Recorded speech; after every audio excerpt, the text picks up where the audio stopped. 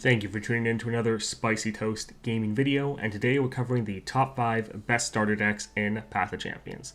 The criteria we use to judge the decks is how well does this deck synergize with the champion's playstyle and star powers, how many dead cards are in the deck, as in cards you just wish you can cut and you virtually never play, and lastly, how versatile is this starting deck.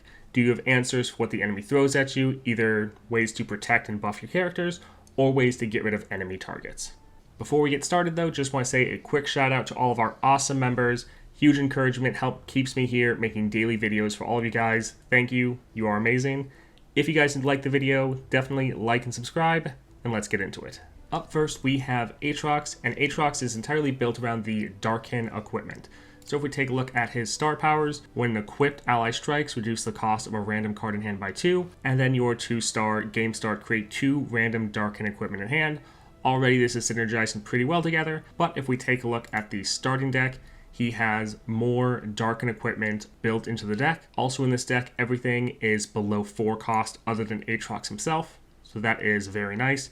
You also have multiple ways of removal, and then you even have consistent sustain and a elusive. So really strong deck, synergizes quite well together. He definitely earns a place on this top 5 list. Next up, we have Jhin. Now the entire playstyle of Jhin is using fast spells, slow spells, and skills. That's when Jhin scales off. As you see, that is also his level up condition. His star powers: for every 4 fast, slow spells you play, or skills, play a 0 cost captive audience in hand. See that right here. And then his other star power: when an ally plays a skill, grant them 1/1. Now the starting deck plays into this beautifully. You have different spells for removal. One is slow, one is fast. And then all of your other cards are units.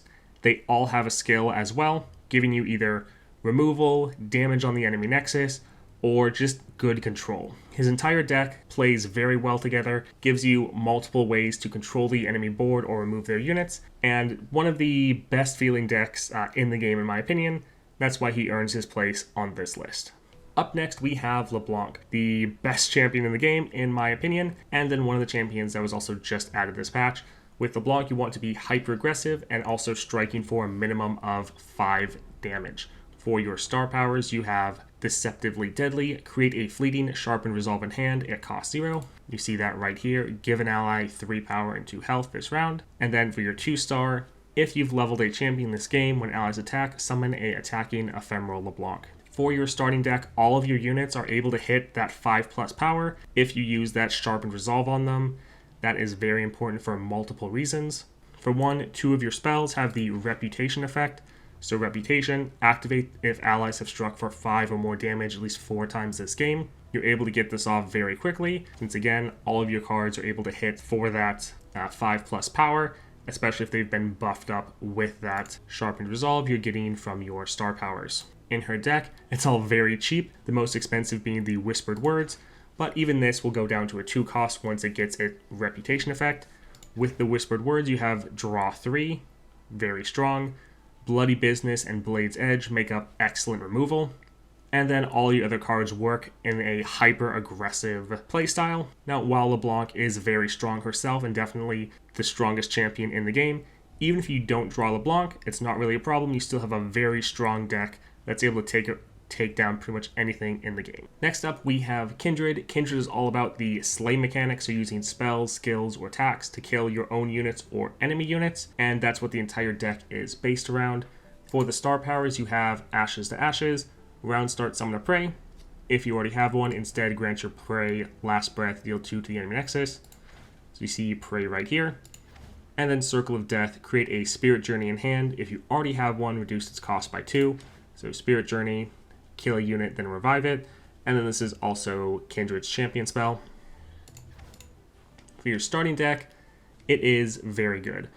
All of your units work together, both in a thematic sense and then also in a gameplay sense. So you have many different cards that will kill your own unit with the Spirit Leech, Crumble, Mask Mother, and then Wings in the Wave. You also have units that can summon more prey with Fading Icon as well as Wings in the Way. And then you also have other cards that are benefiting from your own units dying with Phantom Prankster, Tortured Prodigy. And then you have more cards that benefit or are able to use enemy deaths to their advantage with Crumble and Black Spear, giving you great removal.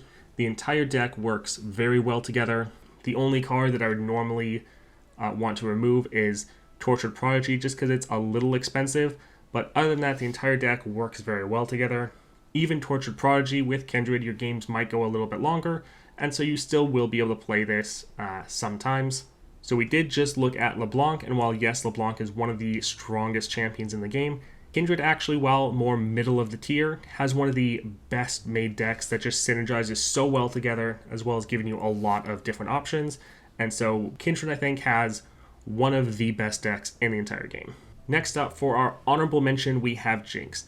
Now, I didn't really want to put Jinx with all the other champions, as she somewhat cheats in this list. For her starting deck, she has 2 cards that are not in the actual base Legends of Runeterra. They were cards that were specifically made for Jinx to essentially make her overpowered. So we have Pow Pow, deal 3 to a unit, and it is burst speed. Also, you see there's no gem down here. That gem normally signifies whether you can add this to your deck during deck building. And then for the other card, we have the Rocket Border. So a 2 cost 4/4 with quick attack. Very, very strong. Both of these cards were specifically made for Jinx, for Path of Champions, and that's why they work so well. And that's kind of why I didn't want to add Jinx as an actual contender on this list, as kind of cheating, but it's just one of the elements that makes her one of the strongest decks in the game. Now, that makes sense. She's your first champion. They wanted you to have a easy, simple champion that was very strong, and Jinx definitely fits that. So for our honorable mention, we have Jinx. Finally, the champion that I think has the best made deck in the game, I think that goes to Gwen. Now, Gwen is built around the Hallowed mechanic. So after I die, for the rest of the game, when allies attack, hollow your first attacker, giving it +1 power this round. So this stacks up based on the amount of units that have died with that Hallowed buff. For your star powers, round start summon a Ghastly Band. So Ephemeral with Hallowed. And then we have Needlework. When your leftmost attacker gains power from Hallowed, so does the attacker on its right. So again, going more for that Hallowed buff. For your starting deck, you have a lot of very good Hallowed units. You also have, while not a way to protect your units, to still benefit if the enemy tries to take out one of your cards. So Glimpse Beyond, giving you great draw, very cheap, and it's even summoning a Poro, so you still will have a blocker if you need it. You also have Atrocity, probably the best backup win condition in the game. So you have this, you have Double Time Watch, making this be a lot cheaper. Also, this pairs so well with Hallowed. Your units are often going to have very high power, so you can benefit from that to use this to deal damage straight to the enemy nexus, ending the game. Now, normally Gwen will be able to end the game for you. That's why this is a great backup win condition. You have versatility, where you can go multiple different playstyles. So if you want to do a little bit of a longer game and focus on the Undying, you can. Or if you just want to cut this card and just focus on your Hallowed, that also works. But Gwen doesn't really have any dead cards. All of her cards work really well and give you versatility on how you want to be playing. If you don't have Gwen yet, definitely check her out. I think she probably has the best deck in the entire game. Now, she's not the strongest champion in the entire game, but definitely very strong as well. Now, this has been my opinion on the top 5 best starting decks in the game. This is obviously very subjective, so let me know if you disagree with any of these. And if you have any other champions you think have a better starting deck, definitely comment down below and let me know. I hope you all have a great day.